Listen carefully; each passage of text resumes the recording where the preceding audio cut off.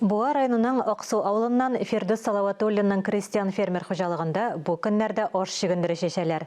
Фермер гадәттә беренчеләрдән булып кишер утырта торган булган. Әмма быел җир өлгереп җитмәү сәбәпле шешү графигына төзәтмәләр кертергә туры килгән. Калган культуралар үз чираты белән шешелә. Фермерның язгы кыр эшләре турында тулырак алдагы язмада.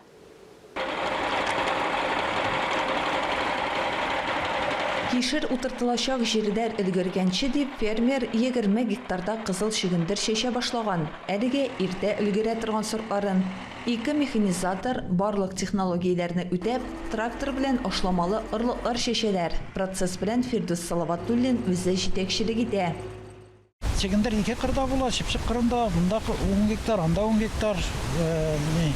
Шулай иттереп 2-гә бүленәчәк инде. Берсен иртә шешәбез, иртәнге жакта. Рамный шигендер, аннары соң инде бер атнадан соң. Атна 10 көннән соң көзгә сортын шешәбез шигендернең Павлов сортлары инде, Муллатык сортлары. Алар инде икенче патта башка кырга шешәргә уйладык инде. Булардан тыш фермер кишер, бәрәңге, бертөкле культураларда шешә. Яшелчә үстерү белән ул 2005 елдан бирле шөгыльләнә. Продукцияны сатып алучы даими клиентлары да бар. Безнең инде основной Киров өлкәсе, Ульяновск, Казан, тип Казанга инде беренче продукция, беренче Казанны эзлибез. Аннары инде Кировстан киләләр, алар жыл сайын алып тора инде бездән. Шулай Ульяновда килә инде.